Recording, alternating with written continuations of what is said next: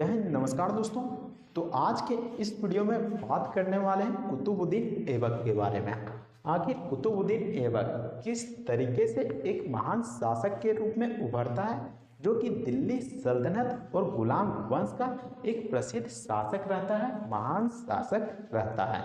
और आपको बता दूं कि कुतुबुद्दीन ऐबक की मृत्यु आखिर कैसे होती है, तो आज के इस वीडियो में हम आपको बताने वाले हैं।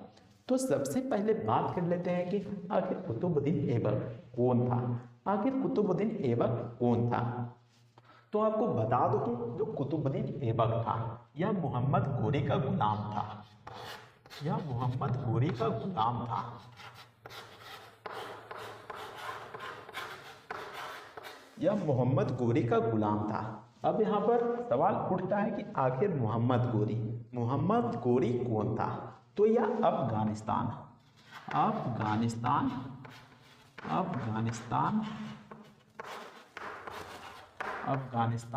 का तुर्क शासक था। अफगानिस्तान का तुर्क शासक था। जो मोहम्मद गोरी था वह अफगानिस्तान का तुर्क शासक था, जो कि कहाँ से आया था, तो यह गजनी से आया था, यानी कि अफगानिस्तान से आया था। और मोहम्मद गोरी 1192 ईस्वी में 1192 ईस्वी में तराइन का युद्ध होता है। तराइन का युद्ध होता है। और किसके किसके बीच में होता है, तो यह पृथ्वीराज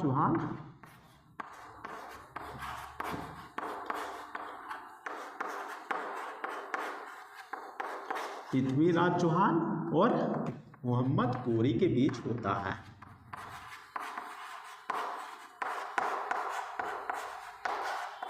तो जो 1192 ईस्वी में पृथ्वीराज चौहान और मोहम्मद गोरी के बीच तराइन का युद्ध होता है, उसमें पृथ्वीराज चौहान जो कि हार जाता है और जो पृथ्वीराज चौहान रहता है वह दिल्ली का शासक रहता है। और मोहम्मद गोरी, जैसा कि मैंने बताया, मोहम्मद गोरी अफगानिस्तान का एक तुर्क शासक रहता है, जो कि दिल्ली पर कब्जा करने के लिए आता है। और यह 1192 ईस्वी में जो तराइन का दूसरा युद्ध होता है उसमें जीत जाता है। और उससे पहले भी 1191 ईस्वी में तराइन का प्रथम युद्ध होता है। यह तराइन का दूसरा युद्ध रहता है, तो आपको ध्यान में रखना है। और पृथ्वीराज चौहान जो कि हार जाता है और उसको बंदी बना लिया जाता है। मोहम्मद गोरी रहता है, उसको बंदी बना लेता है और अपने साथ अफगानिस्तान ले जाता है। तो इस तरीके से मोहम्मद गोरी जो कि दिल्ली पर कब्जा कर लेता है।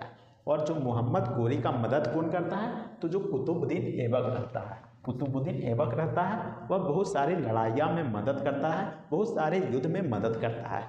जिसमें कि 1192 में जो तराइन का युद्ध होता है उसमें भी कुतुबुद्दीन ऐबक मोहम्मद गोरी का मदद करता है। और इस तरीके से तराइन का जो दूसरा युद्ध होता है उसमें मोहम्मद गोरी जीत जाता है।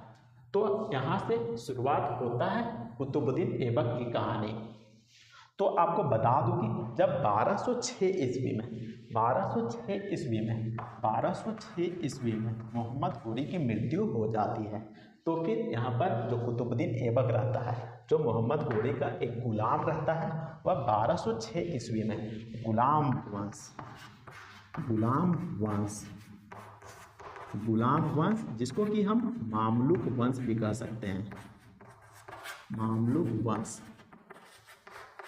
हम मामलुक वंश भी कह सकते हैं, उसकी स्थापना करता है। कब करता है, तो 1206 ईस्वी में करता है। और गुलाम वंश का करता है जिसको कि हम मामलुक वंश भी कह सकते हैं। और 1206 ईस्वी से ही दिल्ली सल्तनत की स्थापना की शुरुआत होती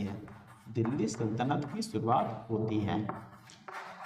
तो अगर पूछा जाता है कि दिल्ली सल्तनत की शुरुआत कब हुआ था, तो 1206 ईस्वी में हुआ था। और गुलाम वंश की स्थापना कब हुई थी, तो 1206 ईस्वी में हुई थी। तो दोनों ही यहाँ पर 1206 ईस्वी में हुआ था। और कौन किया था, तो कुतुबुद्दीन ऐबक के द्वारा किया गया था, जो कि मोहम्मद गोरी का गुलाम रहता है। तो यहाँ पर कुतुबुद्दीन ऐबक के द्वारा गुलाम वंश की स्थापना कर दिया जाता है। और कुतुबुद्दीन ऐबक जो कि यहाँ पर बहुत सारे चीज़ों का निर्माण करता है। तो पहला नंबर में आता है कुव्वत उल इस्लाम मस्जिद। कुव्वत उल इस्लाम मस्जिद, तो ये कहाँ पर स्थित है? तो ये दिल्ली में स्थित है। कहाँ पर स्थित है? तो दिल्ली में स्थित है।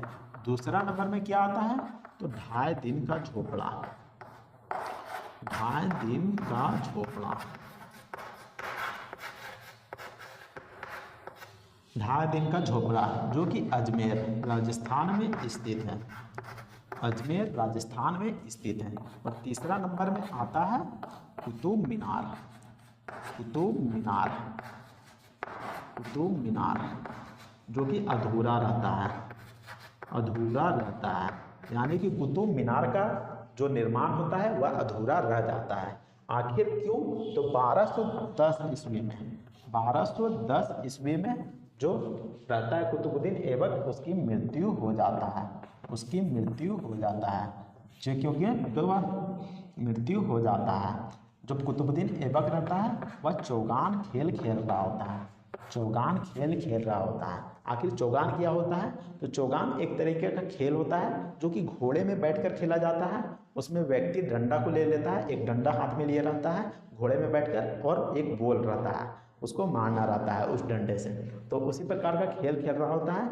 जो कुतुबुद्दीन ऐबक रहता है वह अचानक से घोड़े से गिर जाता है, जिसके कारण कुतुबुद्दीन ऐबक की मृत्यु हो जाती है। तो चौगान खेलते वक्त 1210 ईस्वी में कुतुबुद्दीन ऐबक की मृत्यु हो जाती है। इसके अलावा जो कुतुबुद्दीन ऐबक रहता है उसको लाख बख्श कहा जाता है। जो कुतुबुद्दीन ऐबक रहता है उसको लाख बख्श कहा जाता है, लाख बख्श।